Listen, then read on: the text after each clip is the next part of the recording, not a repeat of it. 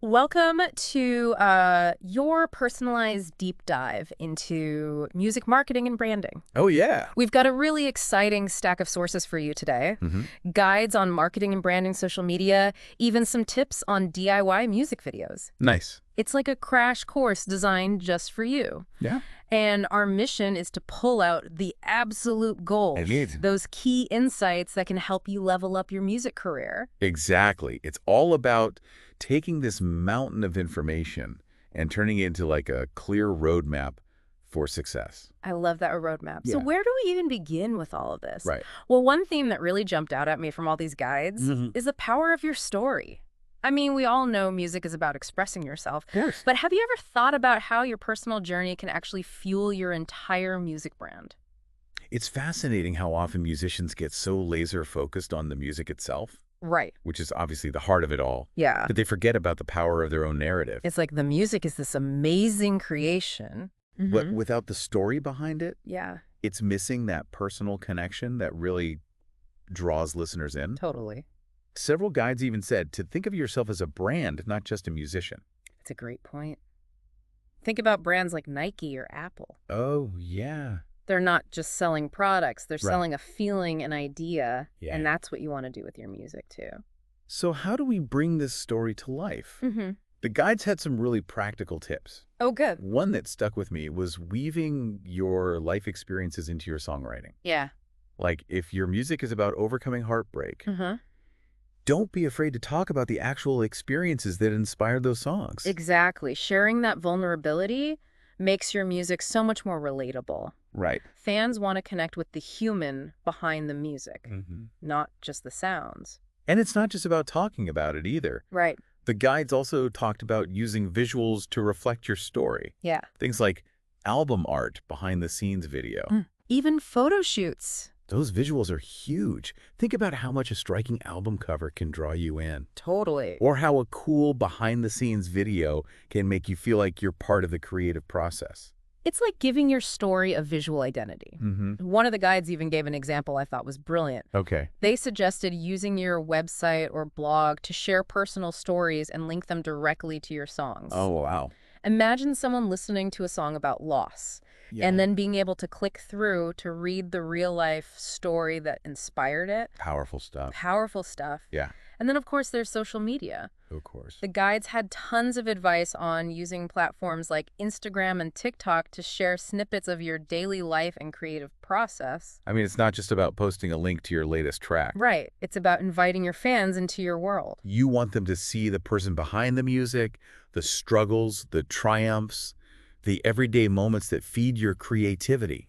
One guide even suggested encouraging fans to share their own experiences related to your music Okay. and incorporating those stories into your blog or social media. Have you ever tried anything like that? That's a great idea. Yeah. It's taking fan engagement to a whole new level, building a real community around your music. I love that, a community. Yeah?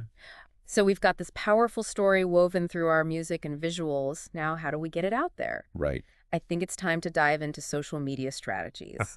And these guides had a lot to say about that. Definitely social media is a beast, but if you use it strategically, it can be your biggest ally in getting your music heard. For sure. Let's start with something that a lot of musicians get wrong. Okay. Hashtags. Oh, yeah. I mean, we all use them, We do. but are we using them effectively? That's what I thought, too. Some of these guides were like, hold up, let's talk about hashtag strategy.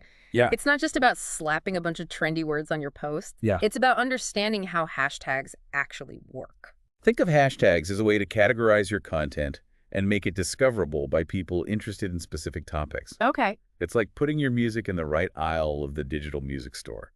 Right. So if you're an indie folk artist, using hashtags like hashtag indie folk, hashtag acoustic music, or hashtag singer-songwriter makes sense. Yeah.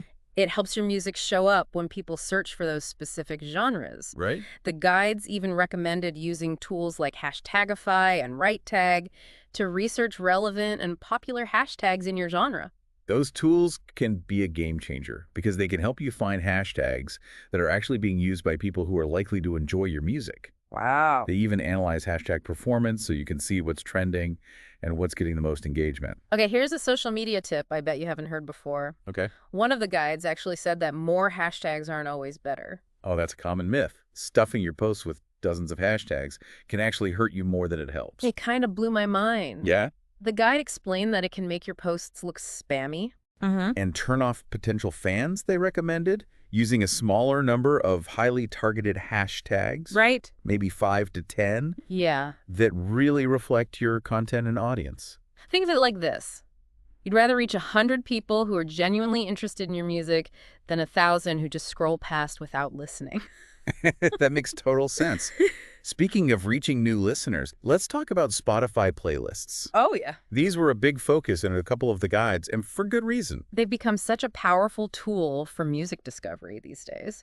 It's like how radio used to be, but even more targeted. Exactly. Getting featured on a popular playlist can introduce your music to thousands, even millions of new listeners. So how do we make that happen? Right. The guides has some really interesting strategies. Oh, good.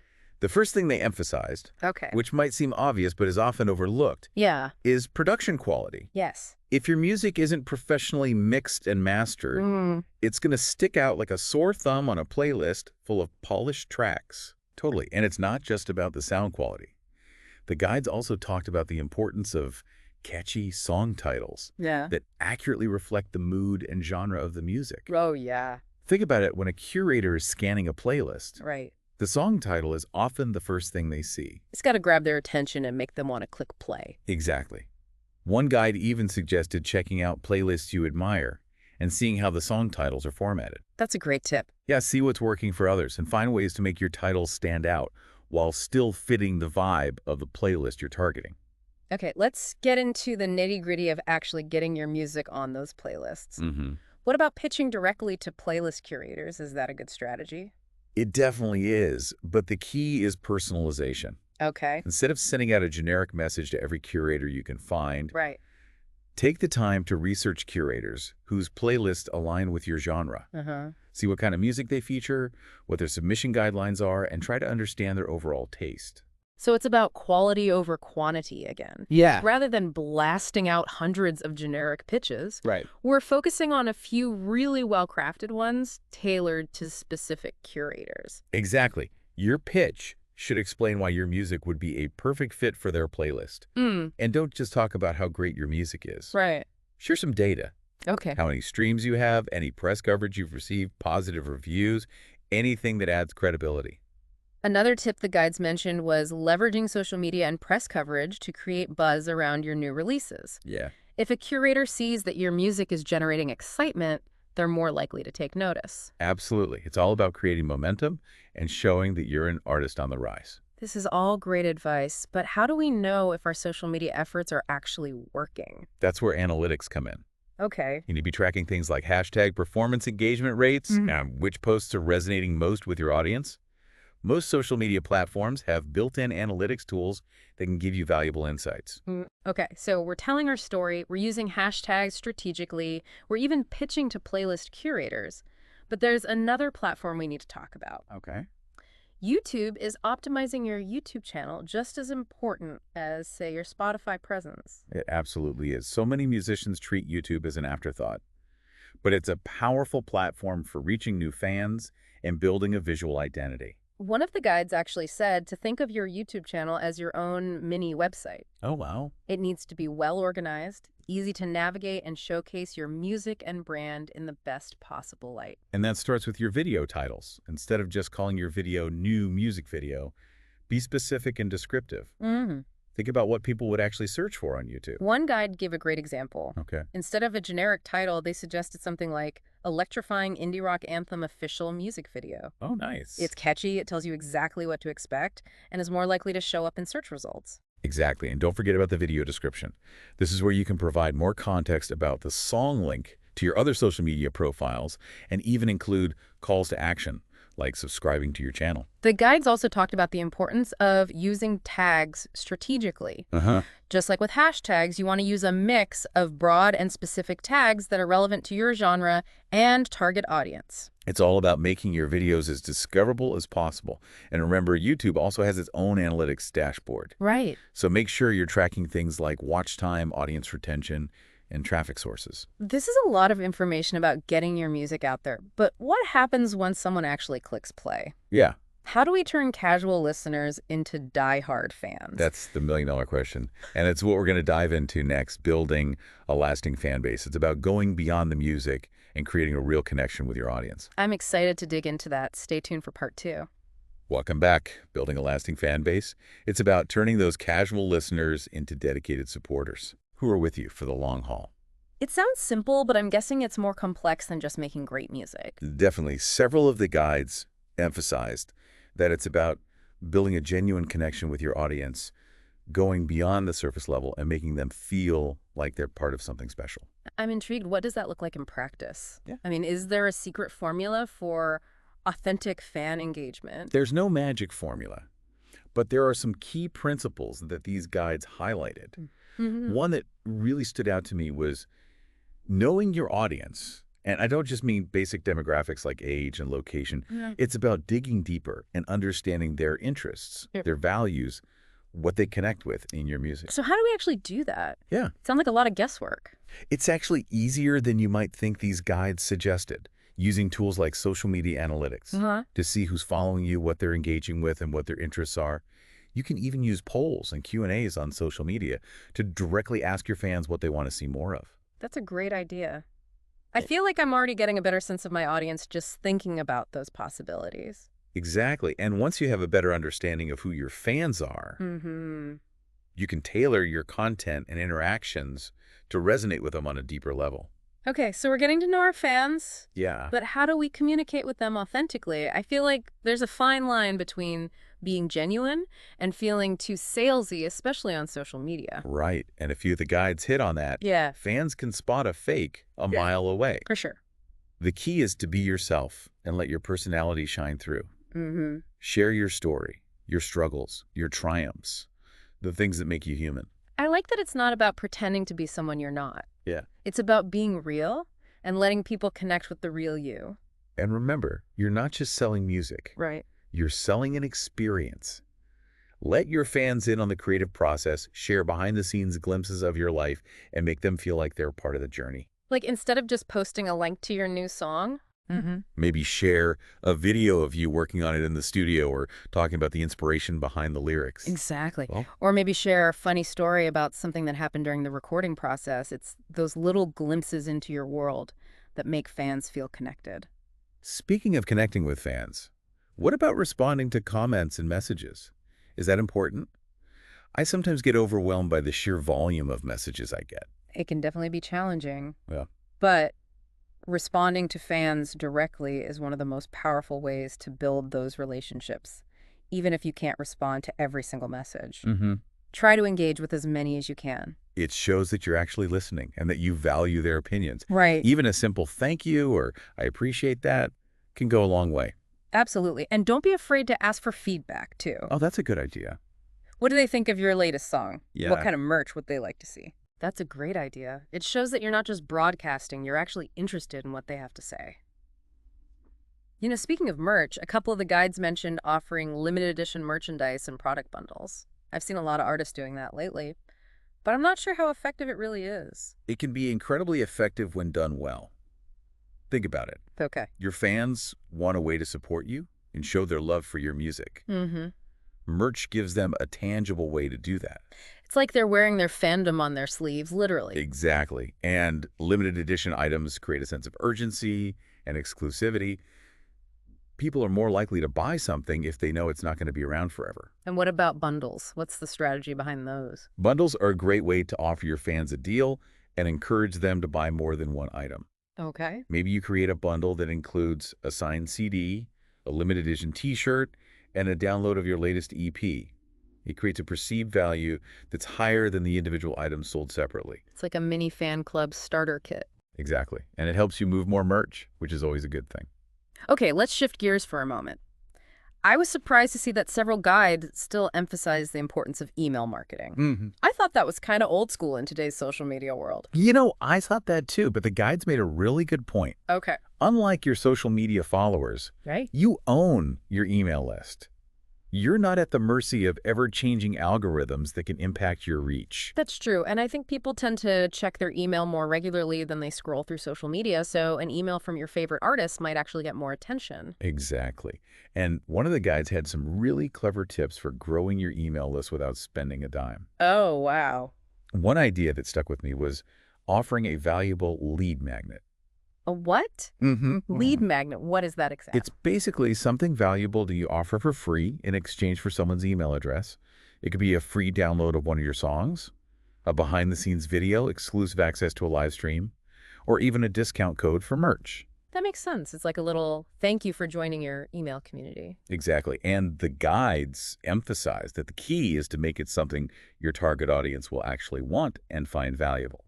Okay, so we're building our email list, creating genuine connections with fans, and even selling merch. What about those music videos we talked about earlier? Are there ways to make those stand out, especially if you're working with a limited budget? Absolutely. DIY music videos can be incredibly creative and engaging even without a Hollywood budget. The key is to plan carefully and make the most of your resources. I'm all about maximizing resources. What did the guides recommend? Well, one thing they all emphasized was the importance of storyboarding. It might seem like an extra step, but it can save you a ton of time and frustration in the long run. I've heard of storyboarding, but I'm not sure I totally understand the process. It's basically creating a visual plan for your video. You sketch out each shot, describing what's happening in the scene, what camera angles you'll use, and even what kind of lighting you'll need. It's like creating a comic book version of your music video. That's a great way to think about it. So it's not just about pointing the camera and hoping for the best. Exactly. Storyboarding forces you to think about the visuals in detail and make sure they align with the mood and story of your song. This is all making sense now, but lighting can be a big challenge, especially if you don't have professional equipment. What are some budget-friendly tips for making your video look good? The guides had some really creative ideas. One that stood out was utilizing natural light. You don't always need fancy studio lights to create beautiful visuals. Natural light is the best, but how do we make the most of it? One tip was to shoot during the golden hour, that magical time right after sunrise or before sunset. When the light is soft and warm, it can create some stunning effects. Oh yeah, I've heard photographers talk about golden hour, but what if you can't shoot during that time? The guides also recommended overcast days, which might seem counterintuitive. Oh, interesting. But overcast skies act like a giant softbox, diffusing the light and creating even lighting without harsh shadows. It's like nature's built-in lighting kit. Exactly. And if you're shooting indoors, position your subject near a window to take advantage of that natural light if the light is too harsh. A simple sheer curtain can act as a diffuser. Okay, so what about situations where you do need a little extra light? I mean, not all of us can rely on perfect weather conditions. Totally. The guides had some clever DIY solutions for that too.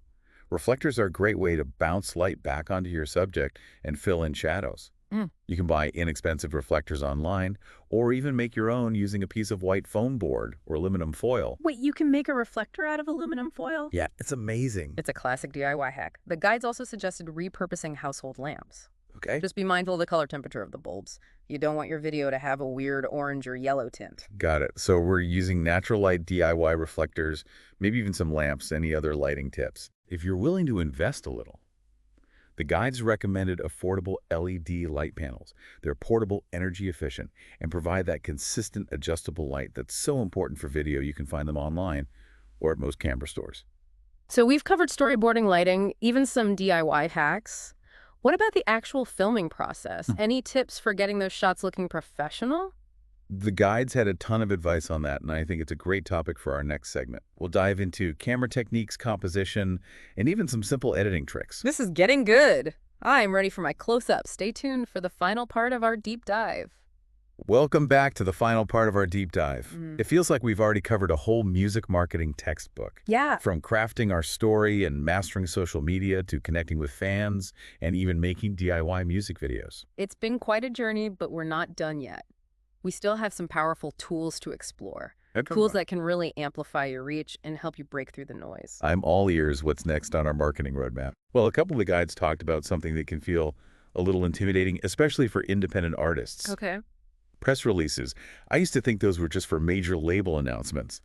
But these guides open my eyes to how useful they can be for any musician. I have to admit, press releases always seemed kind of mysterious to me. Like, what are they exactly and how do they actually work? Think of a press release as a short, compelling news story about you and your music, designed to pique the interest of journalists, bloggers, and media outlets. Okay. It's like sending out a signal flare, announcing that you have something newsworthy to share. Okay, that makes sense. But do people still pay attention to press releases in today's world of social media and instant updates? They absolutely do. Journalists are constantly on the lookout for interesting stories, and a well-crafted press release can land you coverage in online magazines, blogs, even local newspapers. It's a way to get your music in front of a wider audience that might not discover you otherwise. So what makes a press release stand out? I imagine journalists get bombarded with them all the time. You're right, it's all about quality over quantity. The guides emphasized focusing on what's truly newsworthy, instead of sending out a press release for every little thing. Save it for major announcements like an album release, a big tour, a collaboration with another artist, or even a significant milestone you've reached. That makes sense. It's like don't cry wolf too many times or people will start paying attention. Exactly. And when you do send out a press release, Yeah. keep it concise and to the point. Okay. The guys recommended aiming for around 400 to 600 words, just enough to give the essential information without overwhelming the reader. Short and sweet. I like it. What about the actual content of the press release? Any tips for making it engaging? The guides had some great advice. One tip was to use a strong headline that grabs attention and clearly states what the news is about. Think of it as the clickbait that makes someone want to read further. Okay, so we've got a killer headline. What's next? Tell your story in a compelling way. Who are you as an artist? What's unique about your music? What's the story behind this particular announcement? Paint a picture with your words and make people want to learn more. I can see how that would be more effective than just listing a bunch of dry facts. Absolutely. And don't forget to include a call to action. What do you want people to do after reading your press release? Okay. Visit your website, listen to your new song, make it clear and easy for them to take the next step. Got it. So we've got press releases covered. Yeah. What about music blogs? It seems like there are so many out there these days. How do you even know where to start? It can definitely feel overwhelming, but the good news is that there are blogs for just about every genre and niche imaginable. The guides emphasize the importance of understanding the blog's focus before you even think about reaching out. Yeah. What kind of music do they typically cover? Who is their target audience? Does your music align with their vibe? So it's about doing your research and being strategic, not just sending out a generic pitch to every blog you can find. Exactly. Once you've identified some blogs that seem like a good fit, take the time to read their submission guidelines. Many blogs have specific instructions for how they want to be contacted and what information they need. Okay, so let's say we found a blog that we're really excited about and we're ready to reach out. What's the best way to approach them? The guide suggested crafting a personalized email that introduces you and your music, highlighting why you think you'd be a good fit for their blog. Keep it concise and professional, and make sure your EPK is up to date and easily accessible. Wait, what's an EPK again? It stands for Electronic Press Kit, and it's basically your digital resume as a musician. It includes things like your bio photos, music samples, videos, press quotes, all the essential information a blogger or journalist would need to write about you. So it's like a one-stop shop for all things you as an artist. Exactly. Make sure it's visually appealing, easy to navigate, and showcases your music and brand in the best possible light. This is all great advice. Press releases, music blogs, EPKs. It feels like we're really starting to level up our music marketing game. We are, and there's one more piece of the puzzle that I think is crucial for any musician, no matter what stage of their career they're in. Okay. Networking. Networking, I have to admit that word makes me a little nervous. I always picture stuffy industry events and awkward small talk. I know what you mean, but the guides reframe networking in a way that made it feel much more approachable. They emphasized that it's not about schmoozing or trying to sell yourself. It's about building genuine relationships with people who share your passion for music. Okay, that doesn't sound so bad, but how do you actually build those relationships, especially if you're not naturally outgoing? The guides offered some great tips. For that one was to focus on listening rather than talking. When you meet someone new, ask questions, be genuinely interested in what they have to say, and show that you value their perspective. So it's about making a connection, not just trying to get something out of the interaction. Exactly. And don't be afraid to share your own story. And your passion for music vulnerability can be a powerful way to connect with others. That makes sense. I think I've been so focused on trying to impress people that I've forgotten to just be myself and let my passion shine through. And remember, networking isn't just about in-person events. You can connect with people online through social media platforms like Twitter, Instagram, and even LinkedIn. That's good to know. I feel much more comfortable connecting with people online. The key is to be active and engaged. Follow people you admire, comment on their posts, share their work. It's all about building those relationships over time. Wow, this deep dive has been incredible. We've covered so much ground, from the power of storytelling to social media strategies, fan engagement press releases, music blogs, and even networking. It feels like I have a whole new toolbox of resources to help me take my music career to the next level. I'm so glad to hear it. That remember, the key is to take what you've learned and apply it in a way that feels authentic to you and your music. There's no one-size-fits-all approach. It's about finding what works for you and experimenting until you discover your own unique path to success. Exactly, and never forget the most important thing. Keep creating amazing music and sharing it with the world. That's what it's all about. Thanks for joining us on this deep dive. We'll see you next time.